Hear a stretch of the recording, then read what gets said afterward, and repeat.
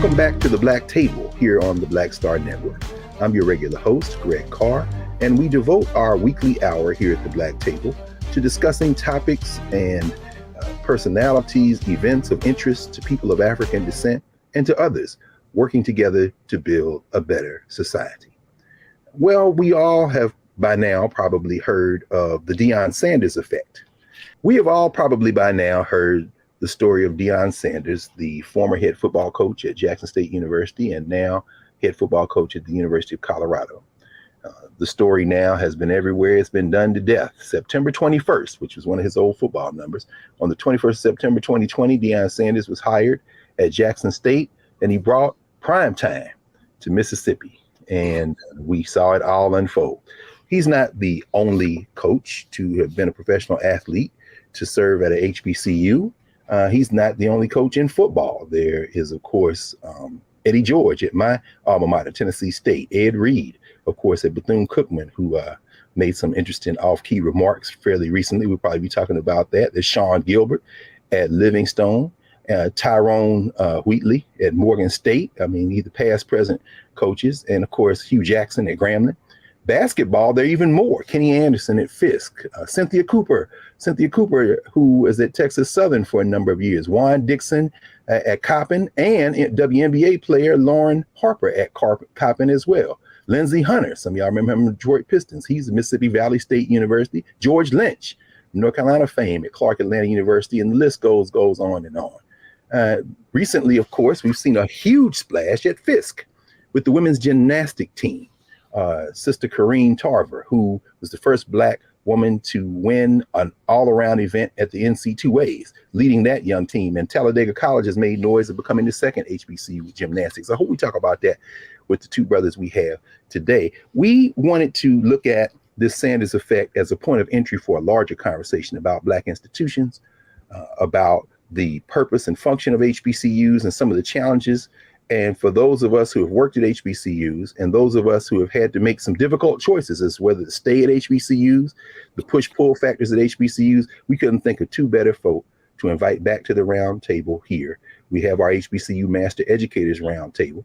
And so we're inviting back to the Black Table our brothers Jelani Favors, who is at North Carolina A&T, of course, in North Carolina, who is the Henry Fry Chair there.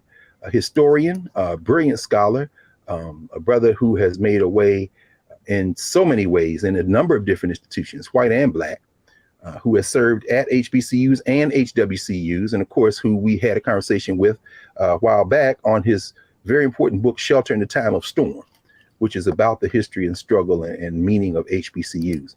And we're also joined by our brother, Richard Benson. Dr. Benson is Associate Director with the Center of Urban Education, and he is an associate professor of the Black Radical Tradition in Education in the Department of Educational Foundations at, the Department of Educational Foundations Organization and Policy at the University of Pittsburgh. So I didn't know Pittsburgh was the HBCU. It's not, but he served a long time on the faculty of Spelman College. And so we couldn't think of any two brothers better than folk who have worked at Black colleges, white colleges, who have made some difficult decisions at difficult moments.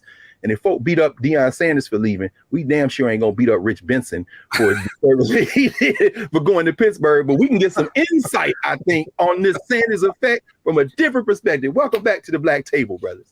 What's going on, bro?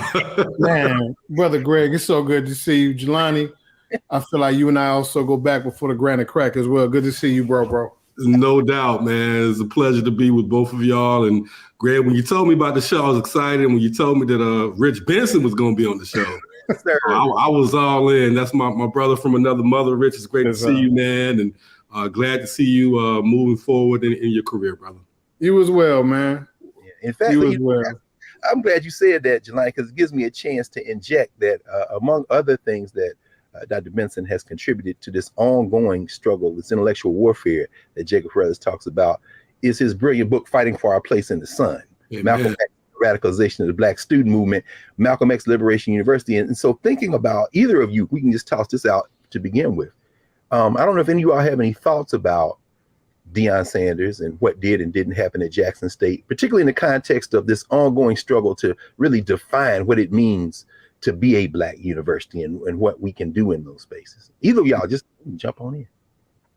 So, Greg, one of the first things I actually thought about when he made the decision to make the leap or transition over to Colorado, I just recall maybe about 6 months prior to him making the announcement, there was always this consistent conversation around the Big Five schools, and as to whether or not this is something that he was considering while he was at his time at Jackson State. And I remember his initial responses, and then I remember, and those responses being, they weren't necessarily within a conversation around him having already made a determination to move. He was weighing options, and then he eventually, he made the transition. But during that time, and this is, I for all seriousness, I don't want to take away from the moment, just for the sake of having just like a quip around being facetious, but I'm serious, y'all. The thing that kept coming up in my mind was the lawnmower. How about that, brother? Tell us why. Now, if you worked at a Black college, I can tell us why that lawnmower stuck in your mind, man. 2 words, y'all: invisible labor. Invisible labor. That's what I just kept thinking about. I said, anybody from the outside who has no familiarity will probably think to themselves, okay, well, the dedication wasn't there. He was able to use his space as a stepping stone to move on to this institution, et cetera. But the thing that he said with the lawnmower, it resonated with me. He said, I asked for a couple of things to be done in order for us to just be able to practice on a continuous basis, and in such a way that these young people will have access to the field and also the equipment and the ability to be able to do so without any type of impediments. However, when I asked for it to be done, I had to ask several times. And I said to myself, Deion Sanders said, and I'm paraphrasing, I wasn't going to wait for anybody to do what it is I asked them to do, knowing that I'm providing a service to the institution. So I just had those people drop off. I had my people drop off my lawnmower.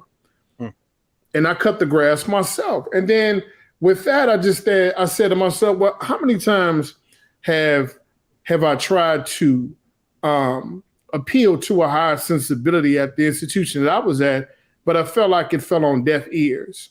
And then for the work that I would do, scholarship that I was able to produce. I mean, hell, Jelani and I, we talked about it extensively just in terms of the book that he was able to put out. Then I told Jelani, I said, well, a lot of what it is that I was able to do, fortunately, and God bless, was not because of, but in spite of. So with that invisible labor, that's like those 2 words continue to pop into my mind, because I wondered about all of what it is that he had to do in order to work through processes as a coach to be successful in spite of, not because of.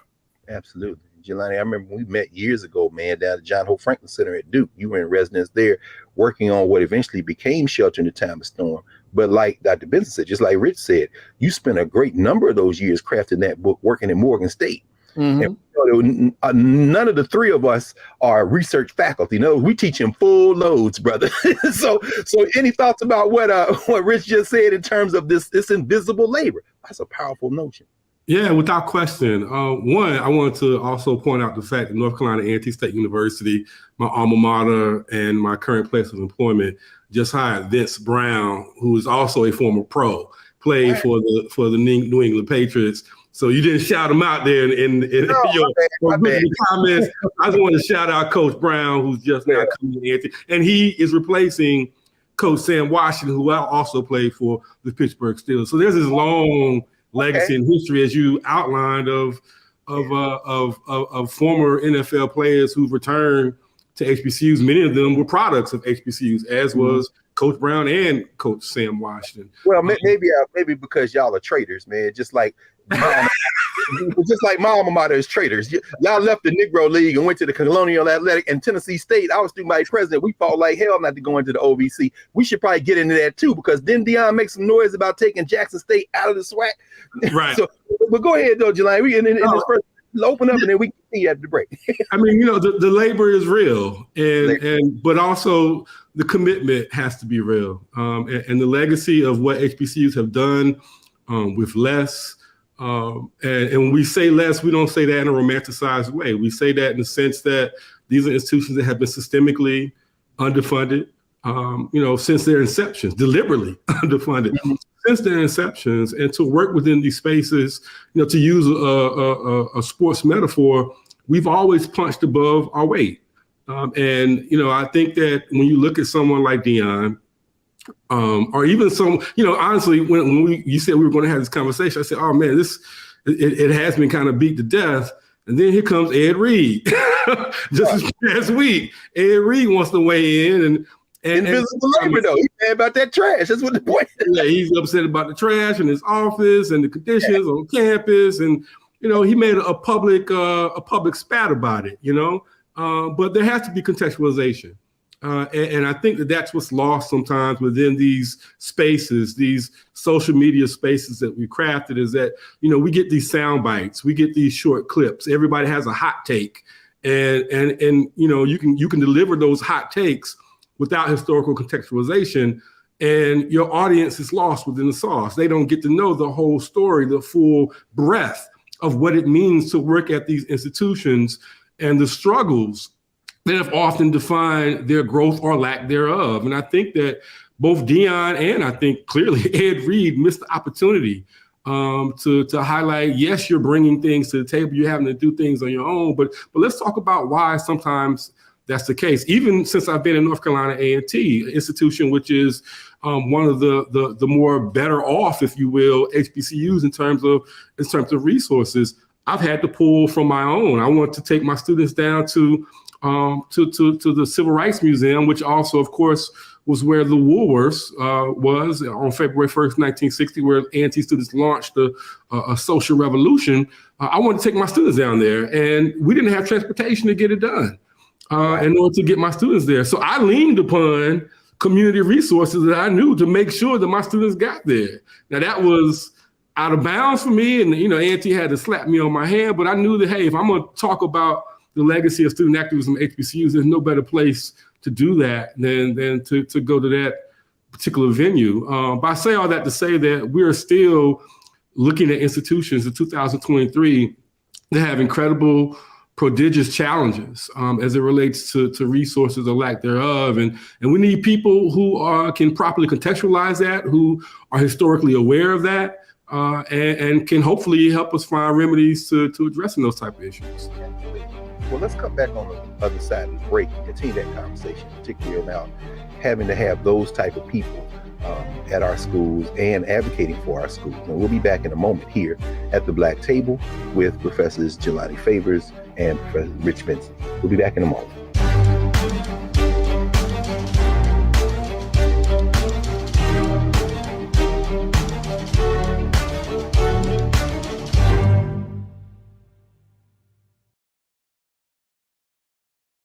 President Biden has delivered for Black America.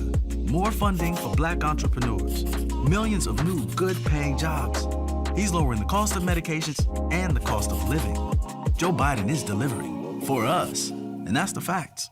Black Star Network is here. Oh, no punch! I'm real revolutionary right now. Thank you for being the voice of Black America. All momentum we have now, we have to keep this going. The video looks phenomenal. See, there's a difference between Black Star Network and Black-owned media and something like CNN. You can't be Black-owned media and be scared. It's time to be smart. Bring your eyeballs home. You dig?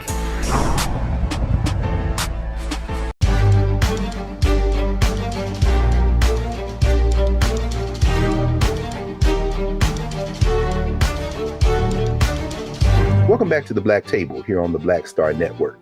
We're discussing HBCUs and the Sanders effect. And as you see, we've gone past Deion Sanders fairly quickly to get right into these issues. When we broke, Jelani, you were really helping us understand some of the ways that we have to kind of work around some of the institutional challenges we have. And Rich, as you were talking, I was thinking about Ed Temple at Tennessee State, who was picking rocks out of the track and then produced all these Olympic sprinters and runners without a full working functional track. And of course, that's not unusual at HBCUs for that era.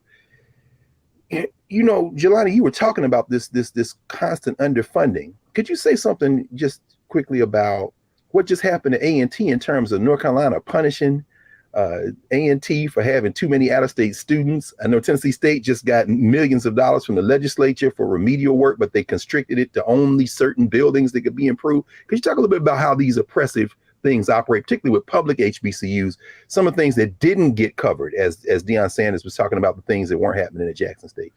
Well, first, let me lead off by saying this. I'm really proud of North Carolina A&T State University. This year, for the last few years, we've had a community and text book that the entire campus is reading in order to shape public discussion and discourse on a certain theme.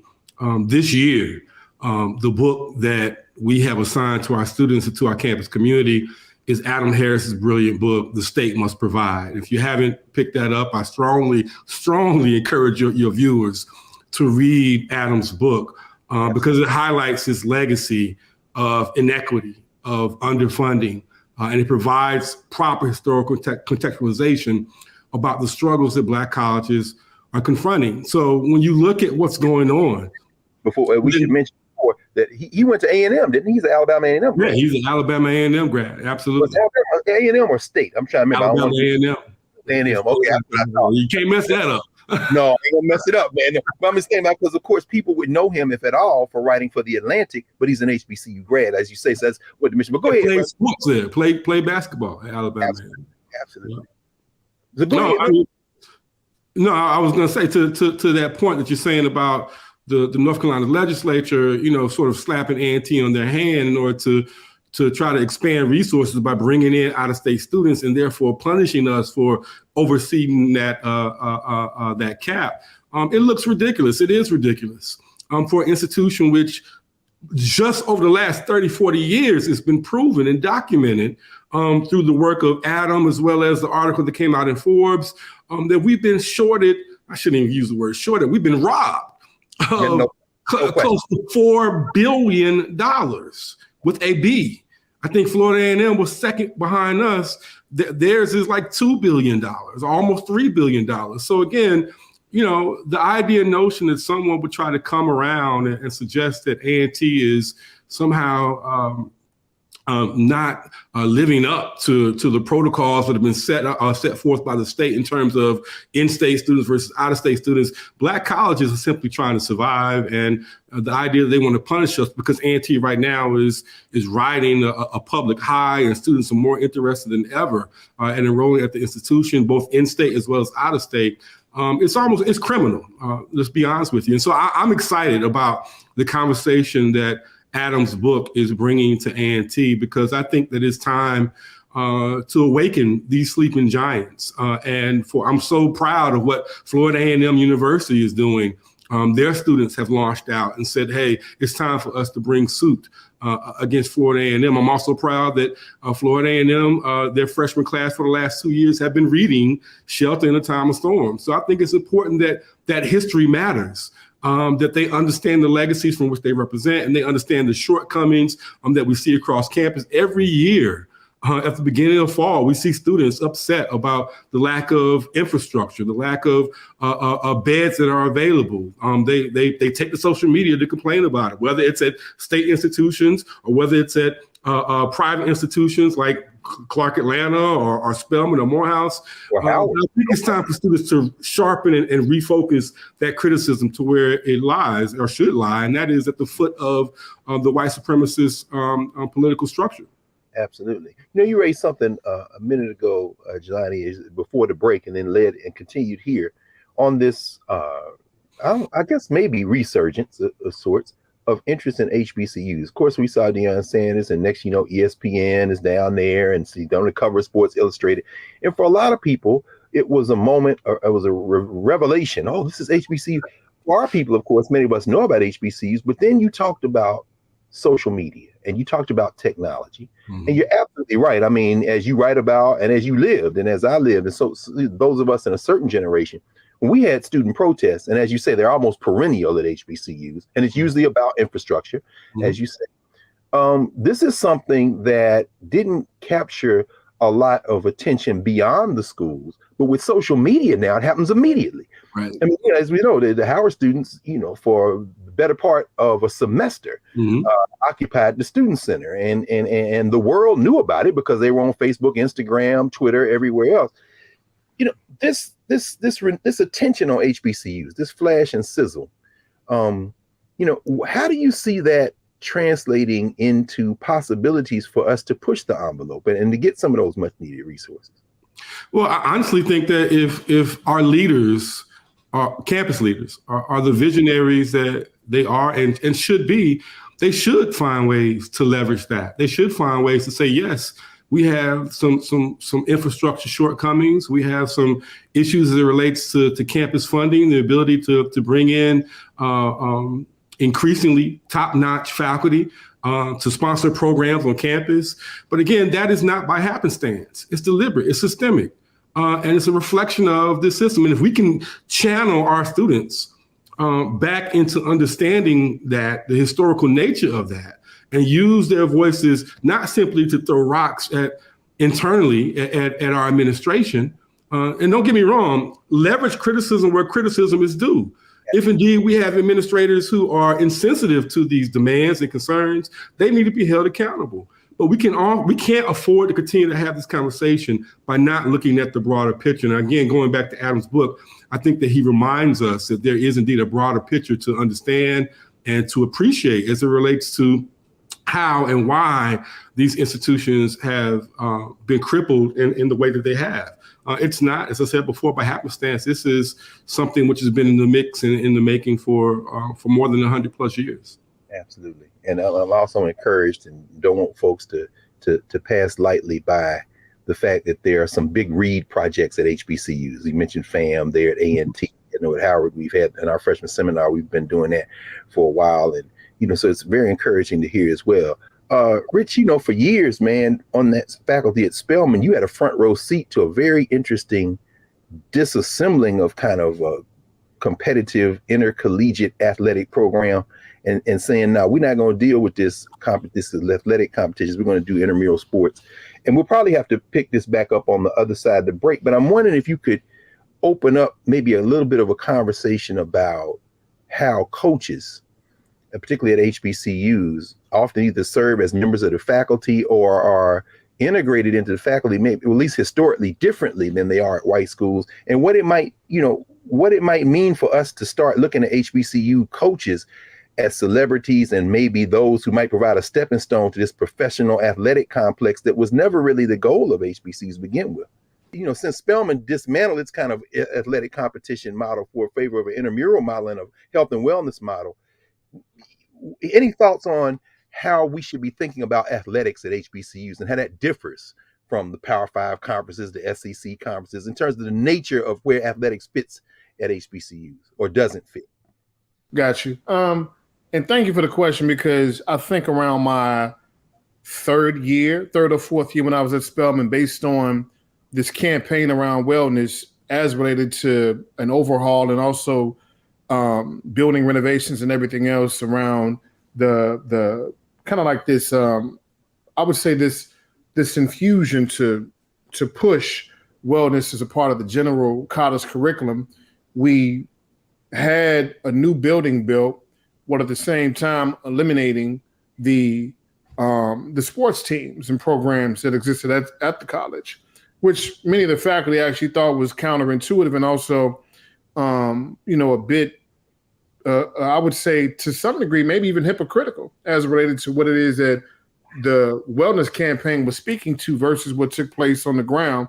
So many of us thought it was a bottom line question, dealing with finances versus the issue or versus the target, which seemed to move as related to wellness. And for many of us, we understood, or I would say for many of those who have relationships with those in coaching or the coaching staff, et cetera, some of them obviously, just as any other HBCU, were attached to teach courses, whether it's in physical education or dealing with kinesiology, et cetera. So the staffing issue in question was something that arose. But then also, what does it look like in order for our young people who are building relationships with these coaches who have, I would say, have an intention to be able to ensure that the program is winning, but the resources are still a question. and then also matters around how young people wanted to utilize athletics within this space. And in this case, obviously, I can only speak of Spelman at that particular time, but how they wanted to use athletics as related to them furthering some academic portion of their career, matriculation at Spelman College as well. These are issues that arose. And to some degree, I think people felt like that it would be resolved by utilizing the wellness campaign as almost like a replacement for what it is that the athletics weren't going to be able to provide. But it didn't seem to pan out that way. And Greg, again, I only feel like I'm answering a part of the question or whatever. That's good. I mean, in fact, let's pause here and come back on the other side of the break and continue this conversation, because I want to ask a very specific question to both of y'all as it relates to exactly what you just brought up, Rich. So we'll be back here at the Black Table with Richard Benson and Jelani Favors, our HBCU Master Educators Roundtable regular segment here at the Black Table. Back in a moment.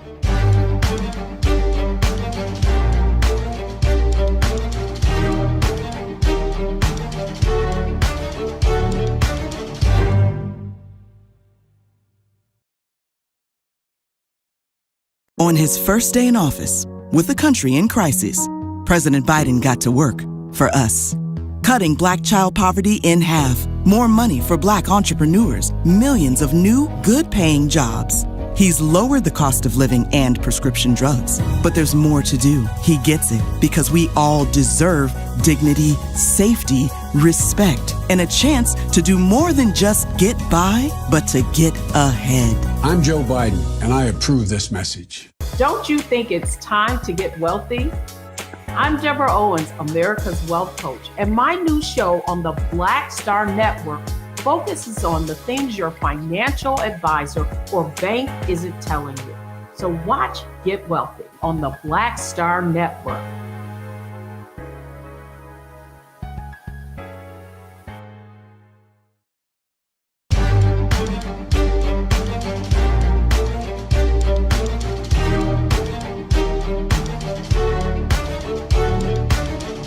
Welcome back to the Black Table. Remember to support the Black Star Network. Download the app. Join the Bring the Funk fan club. This is Black-owned media. And as you can see, these are conversations you're not going to see anywhere else. So we're back with our HBCU Master Teachers Roundtable. And Rich, in walking us through what happened at Spelman, several thoughts came to mind. I want to just ask a very broad question, because this Fisk gymnastics team fascinates me, man. In terms of brand ambassadors, it seems it's very efficient. I mean, if you can get these young sisters coming to do athletics at HBCUs, it's not as cost prohibitive as the revenue bringers. Any thoughts from either of you on what should be the footprint of athletics at HBCUs in the contemporary era? How should we be thinking about athletics at HBCUs?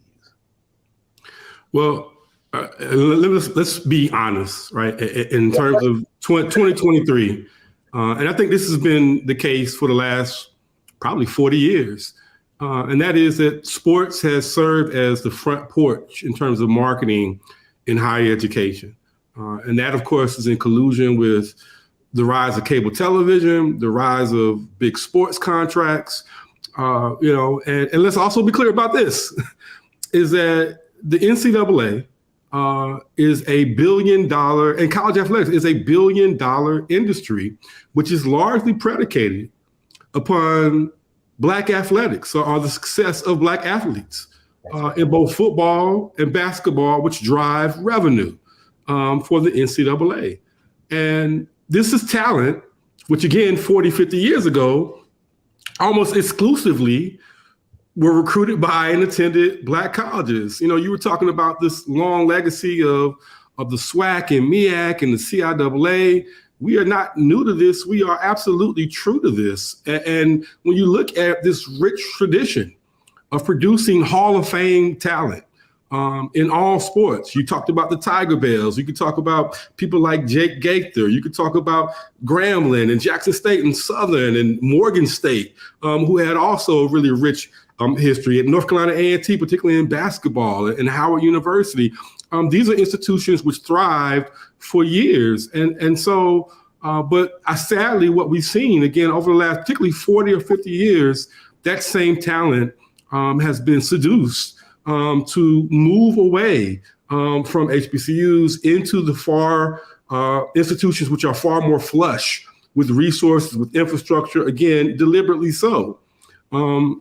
Racistly so, right? And you know, that's, I think, has been the unfortunate byproduct, is that these sports have helped to blossom and grow and expand these institutions. And it's largely been on the backs of Black athletes. And so I look at my own graduate alma. I went to grad school at The Ohio State University. Ohio State is like a little city unto itself. It's constantly building, constantly expanding. And yes, that's a reflection of alumni donations, but we will be a fool to think it's not also because Ohio State is in a BCS bowl game every year. And we're talking about millions and millions of dollars, which ultimately ends up translating into larger billions of dollars for these institutions. So Black colleges, I think, have to embrace sports as a form of marketing. But again, that's going to take a hard conversation about the lack of resources. I think this is the frustration and tension that we felt and saw for people like Deion Sanders and Ed Reed, who don't know anything about the history of these institutions and spaces, who came from, at least from their collegiate backgrounds, came from PWIs that were flush with resources, University of Miami, Florida State University. And so then you arrive on campus at Bethune-Cookman or at Jackson State, and you see crumbling infrastructure. It looks like two completely different worlds. And guess what? It is. But unless you're able to, again, historically contextualize that, be empathetic about that, and more importantly, drive to close that gap, then what service are you really bringing to the university? That's a great question, brother. In fact, Rich, as Jelani was talking, I thought about the choices that all of us who are faculty have to make every day. And when you talked about invisible labor, faculty at HBCUs, one of the things that I hope we could explore a little bit is some of the challenging decisions that faculty make because of these push-pull factors. When they want to do their work, they want to be of service to our communities. And yet and still, sometimes we have to make some painful decisions. I'm sure, you just made one. And I thought, we see Deion Sanders getting beat up.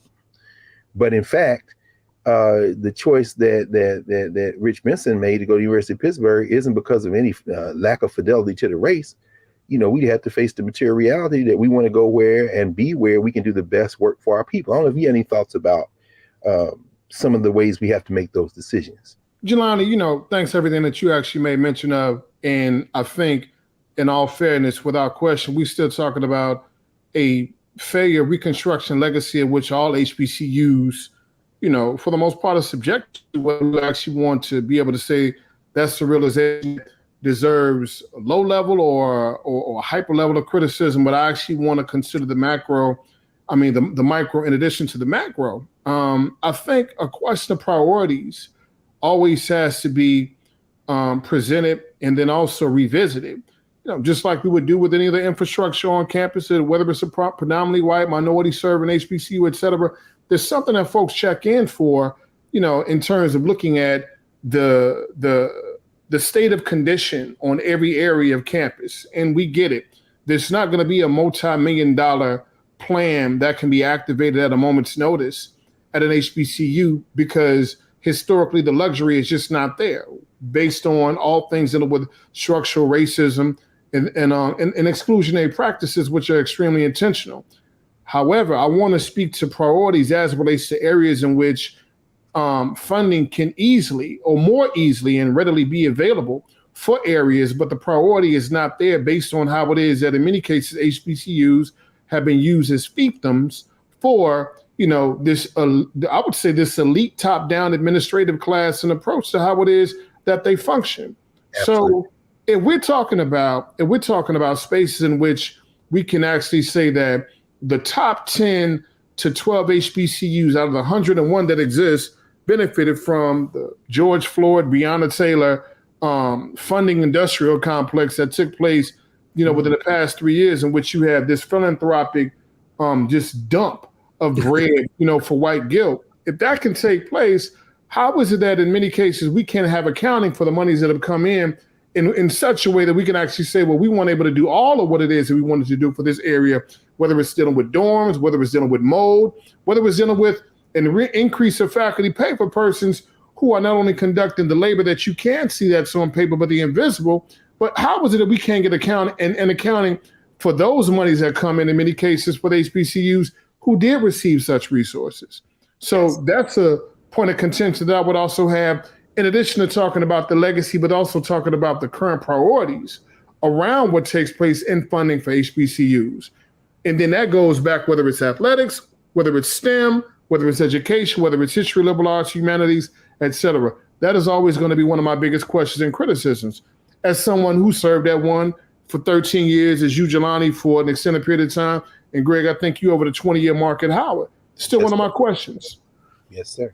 Man, it's so funny, isn't it, brothers? When Deion Sanders brings that up, it's like, oh, well, what are you doing? And then, but we know very real, as you say, where's the money coming from? That whole Breonna Taylor, George Floyd dump, as you say. And I heard, Jelani, I heard you chuckle, man. I was laughing too. That money. And it's like, now, where's the money? Right. Where did it go? Where did it go? I mean, so, we only have a couple of minutes left in this block, and then we're going to the fourth block. But I'm wondering, Jelani, if you have any thoughts about what we just heard Rich lay out in terms of this very real challenge that we've experienced during this period of COVID and the so-called racial reckoning and the kind of receding from that. Well, also, I think it's very important to contextualize that point in terms of the impact and significance of the dump that emerged out of, we still got racial oppression going on. It's being caught on camera. Let's throw all the money at HBCUs. But even this money, I mean, some of these institutions were getting $10 million, $5 million. Those were the biggest donations they had ever received. Good point, man. Ever received. And these are, there are boosters and supporters and corporate dollars that go to PWIs on a yearly basis that quadruple that, right? That double that. But the mere fact that HBCUs, it was a story that, this institution or a donor just gave A&T, $10 million or $5 million. That's not news at many PWIs. Again, who receive those type of resources on a yearly basis. Don't get me wrong. I'm not suggesting that we should not hold our institutions accountable for these resources, where they're being placed, where they're most needed. But I also think it's important to realize that HBCUs are still far, far behind the pace as it relates to how these dollars matter, how they can be stretched, because quite honestly, it's just not a massive, I don't think it's the massive infusion that we believe that it is in order to operate an institution of higher education in the 21st century. No question. Maybe just enough money to get in trouble. Right. Just enough money to start some stink. Well, let's hold out this fourth block. We're going to take this break, and when we come back, let's continue along this path and talk a little bit about the implications of what we've seen. And we also want to throw in, with the end of affirmative action on the horizon, how you all think that might affect our historically Black colleges. So back in a moment with Professors Richard Benson and Professor Jelani Favors here at the Black Table here on the Black Star Network. Back in a moment.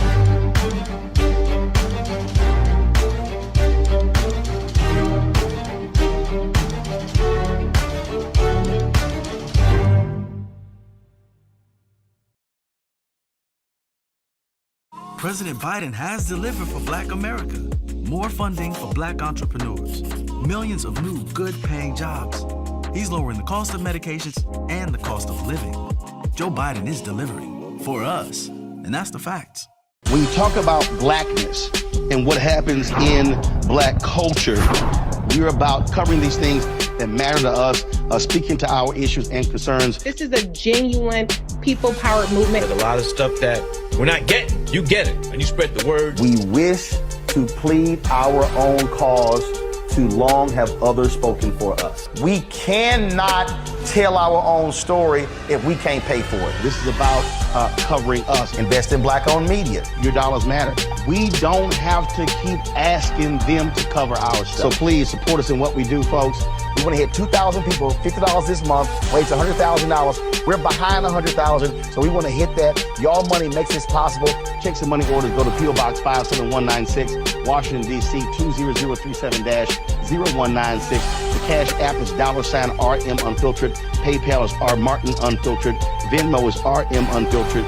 Zelle is roland@rolandsmartin.com.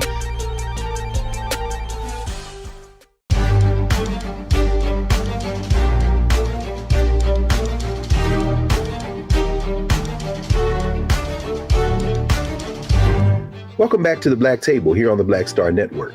We're grateful for all the support everyone has shown the Black Star Network.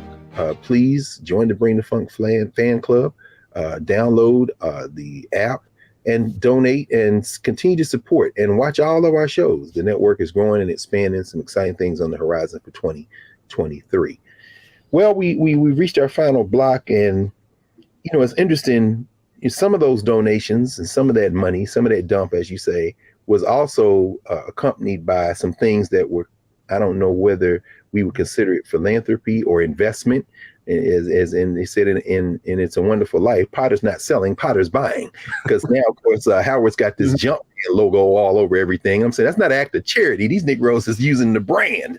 You know what I'm saying? But this renewed interest, Deion Sanders spotlight, sure, and Ed Reed, all these pro coaches pro players coming to coach. We see affirmative actions getting ready to end. Mm-hmm. I'm wondering if either of y'all have any thoughts about what that might mean for students coming to HBCUs. I know in some of the schools, we're seeing students now applying to HBCUs who probably would not have applied in the previous couple of generations since the end of apartheid in this country, at least formal apartheid.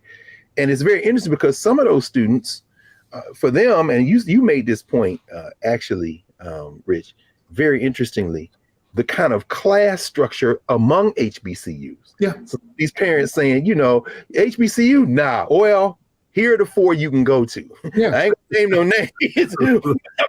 Any thoughts about that? Yeah. Out of the 101. Right. And we've been at these institutions. I mean, I'm an HBCU baby myself. My mother went to Tennessee State. Yes, I recall going to Nashville every year for homecoming, and I was fully immersed in what it actually felt like to be within a Black space as a kid in grade school. And then as I got older, whatever, I just recall, especially coming out of Chicago, you have the feeder schools out of every major city based on, Black class stratification that in many cases can be a bit of an uncomfortable space, but in the spirit of E. Franklin Frazier, bourgeois spaces out of certain cities feed to whether it's Howard, whether it's Spelman, whether it's Morehouse, whether it's Florida A&M, whether it's... I should interject here, Rich, right quick, and tied to something you said earlier, Jelani. That's one of the reasons why, as you write, these caps were put in place in the South, because the public equivalent of it, man, I went to school with so many Negroes from Chicago at Tennessee State because of that point. And these white boys in the South was like, okay, we're going to put a cap on out-of-state students. They were targeting those influxes, but you're talking about a different category. You're talking about this upper crust thing. I didn't mean to interrupt. I just want to make that point because no. It's cool. My only point in terms of talking about this is essentially just to say that within, so within the model, and obviously this is not anything that I would ever want to, even think someone to think that I'm comparing to a predominantly white institution, sure. Just the HBCUs themselves. But within these spaces, understanding what it actually looks like to not fall into the contemporary 21st century version of what neoliberalism may look like, given that, funding may come from a myriad of sources. Some are going to get a lot more than others. But when the funding does come, how it is that we prioritize what the monies are going to do for the community or the campus institution and those who are institutional citizens at these spaces who believe in the mission and the model and who work beyond what it is that they know that they should be working based on a position to ensure that the young people who are there get what they need in terms of intellectual resources and representation as well. So my gripe and contention is still that in many cases, even though the funds cannot compare to a UGA or an Emory, obviously, but for the funding that does come, how is it that we earmark funding to ensure that we can protect those students and faculty who are there to actually work within the mission to further the mission, beyond the fact that the resources are not as opulent as in other spaces. Yes. Quick thing. I have to add this. Y'all can edit it out if you want to, a little bit later. But I need to be clear just about by saying that, we're keeping it. I need to be clear. You already know. It's peace. Do what it is that you have to do. So during the COVID moment, as places were getting furloughed all over the country. I mean, in high institutional spaces, predominantly white, minority serving HBCUs, et cetera, were getting furloughed all over the country. A few things became clear. Number one, that the faculty that I was with at Spelman College, who I have a high level of respect for, did not understand what it actually meant to be non-traditional employees within spaces that did not align to that of other persons who are staff who are more traditional orthodox in terms of pay. So folks didn't understand that we did not have vacation time or vacation days. They didn't understand that because they didn't understand within the academy that we're consistently working, whether it's on scholarship, teaching, et cetera. And it's a job that you just don't turn off. But then the second thing is they didn't understand that within academia, the general culture, that there was a consistent measure around presidents and staff at the executive level, whether they be in academic affairs or the president's side, presidential tier, the HBCU or this particular higher education, institution of higher education, folks were taking pay cuts, but not in the form of furlough days. They were taking percentage cuts. That didn't happen where I was at Spelman College. No, sir. And the faculty had to ask as to whether or not that you actually going to take a percentage cut. And the response was disheartening and it was disrespectful. But the cut could have easily have been taken as our brother institution across the street with Morehouse, Clark, et cetera, as everybody else is taking a pay cut. I said to myself, well, if you're not going to take a percentage cut, but you're asking the faculty to take cuts in terms of furlough days, what is it that you're saying as relates to how it is that priorities are being placed in terms of this institution from the administrative level all the way down to the faculty? And then later on, then we had, which was and I'm going to put it in quotes, a protest, but not much of a protest because folks are too afraid to call it a protest around things that we needed within spaces as mold was being found, as the HVAC systems were going out, as students were complaining, et cetera, and not just at Spelman and other institutions as well. I said, okay, well, how are we prioritizing what it is that we do have without even necessarily thinking about what's not there, but what it is that we do have, and folks who want to have that larger conversation. So that was a major point of contention that I have. And then as I speak to my friends, my colleagues, brothers and sisters at other HBCUs, and you hear the horror stories, it's like, okay, well, we're not going to have smart classrooms in every room, in every building, et cetera, because it's not the Ohio State. It's not University of Illinois. It's not UGA. We understand that. But for what we do have, there seems to be almost an intentional measure of just dismissiveness as relates to what could be done with the resources that are there. And that's always going to be my major point of contention at the micro level. No, of course. And it's something we've all experienced. And I think everybody watching this who has been on an HBCU faculty can relate to exactly what you just said up to this moment. Jelani, listening to Rich and thinking about the class issues that we have inside our HBCUs. And then again, thinking about Deion Sanders, thinking about those who played on his team, thinking about our student athletes in the revenue generating sports, think about their dreams and aspirations. Remember, like when in Jackson State's last games, they were singing the alma mater. I'm looking at Shedeur Sanders, and he got a look on his face like, I really don't want to go. But the boy wants to go to the league. I'm wondering, even in terms of the aspirations of some of the folk who are not the scholarship necessarily recruitees, not the ones who took the AP classes, but these young men and women who come to the HBCUs. Some of them are coached up and make it into the league. But this whole model and notion of class, even within the student body, I'm wondering if you have any thoughts about that as well, in terms of even what the Sanders effect might have been gesturing toward, that unearthed another painful truth about the nature of how we look at students, even in our student bodies. Well, when you say the painful truth about how we look at our students, what do you mean by that? Well, I mean, the idea that if you're playing football at HBCU, are you looking at that student the same way, say, prior to the end of apartheid, you were looking at that student as a student first? Right. More And now, as somebody who might be like a black student at Ohio State, where we both were, where we know they're not even prioritizing their classroom experience. And then, rhetoric aside at Jackson State, I'm wondering, if that was the model that Sanders was gesturing toward. You're an athlete first and a student second. Rhetoric notwithstanding. Well, I mean, just from Sanders' comments alone, because he made some comments, public comments. I think it came out in his press conference after his last game. Like you mentioned, it wasn't just the photos of him; it was his comments that really kind of reflected how much he appreciated the time that he has spent within this shelter. Yeah. Right. And how it fed into not just his cultural sensibilities, but his identity as a young black man.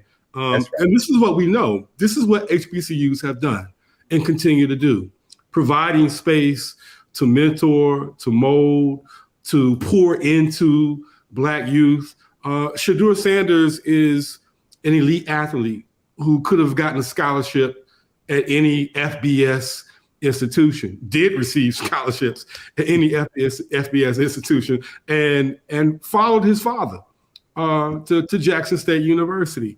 But beyond Shedeur Sanders, like you said, there are countless other athletes who don't have that same sort of elite status, who come and work. And I'm going to use your metaphor because I think that expands beyond just the athlete, but the students as well, is that we coach them up, right? In order for them to get into the game. And I think that black colleges pour into athletes in the same way, at least I hope that many of my colleagues do, in the same way in which we pour into our students. I mean, Greg, you are probably one of the foremost celebrity HBCU scholars teaching at the Mecca. And you've had Nick Cannon in your class. You've had a number of other athletes. You get shot. And I think that people understand and reflect upon the fact that, hey,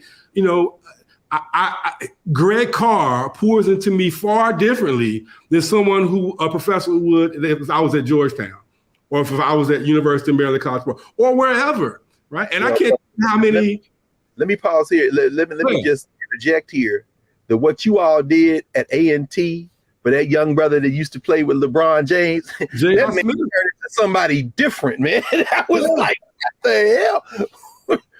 I just wanted to mention that point because, I mean, when he started tweeting and he took that class, he started talking black stuff about reading these books, saying he was miseducated. I'm like, what in the world is going on? And that's a great example. Yeah, absolutely. I mean, but this is what we do, and so the space still matters. And I think it matters whether you are a student athlete or whether you are a scholarship student or you just hanging on by the seat of your pants. And I was in that latter group. I came to A&T not as a heralded student. I didn't have a strong GPA coming out of high school. But again, and I want to sound like a broken record, it's the space that matters. And that space, it invigorates, it inspires, and in the same way in which it transformed me into a mediocre student to what I am now, or an award-winning scholar. I mean, I wouldn't have been that had it not been for the presence and importance of black institutions in my life. And so, I don't know if that answers your question to your point about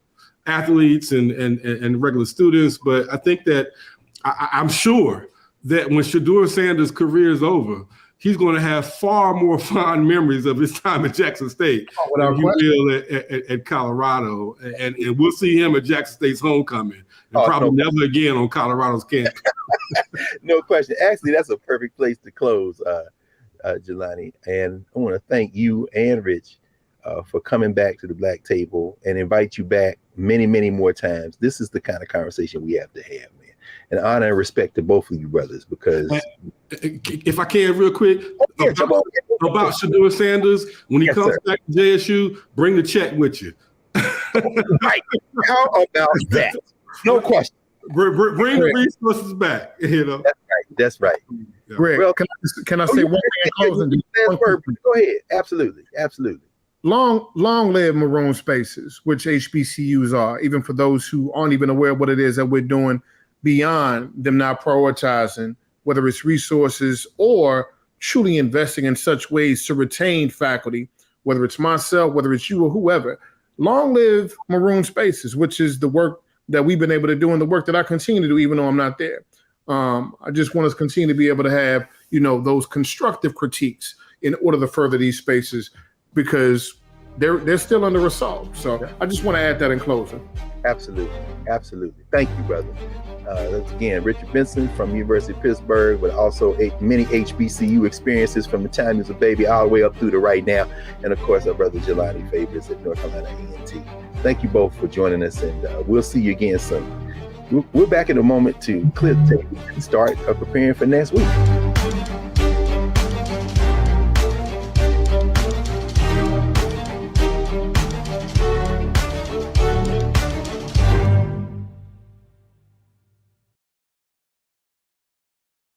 On his first day in office, with the country in crisis, President Biden got to work for us. Cutting Black child poverty in half, more money for Black entrepreneurs, millions of new, good-paying jobs. He's lowered the cost of living and prescription drugs. But there's more to do. He gets it, because we all deserve dignity, safety, respect, and a chance to do more than just get by, but to get ahead. I'm Joe Biden, and I approve this message. Hatred on the streets, a horrific scene, a white nationalist rally that descended into deadly violence. White people are losing their damn minds. As an angry pro-Trump mob storms the U.S. Capitol, we're about to see the rise of what I call white minority resistance. We have seen white folks in this country who simply cannot tolerate Black folks voting. I think what we're seeing is the inevitable result of violent denial. This is part of American history. Every time that people of color have made progress, whether real or symbolic, there has been what Carol Anderson at Emory University calls white rage as a backlash. This is the rise of the Proud Boys and the Boogaloo Boys. America, there's going to be more of this. Here's all the Proud Boys, guys. This country is getting increasingly racist in its behaviors and its attitudes because of the fear of white people. The fear that they're taking our jobs, they're taking our resources, they're taking our women. This is white fear.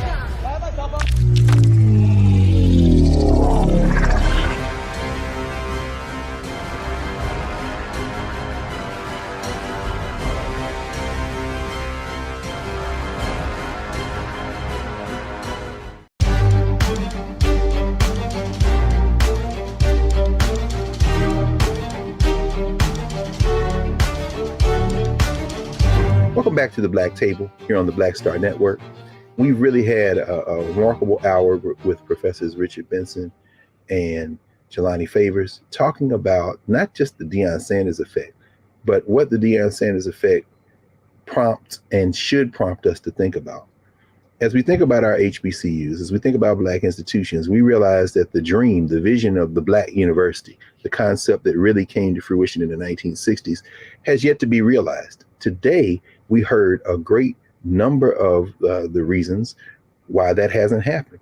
But we realize that we continue to fight, we continue to struggle, and that as we continue to do the work in our Black spaces, our Black educational spaces, those who benefit, the students, represent the community.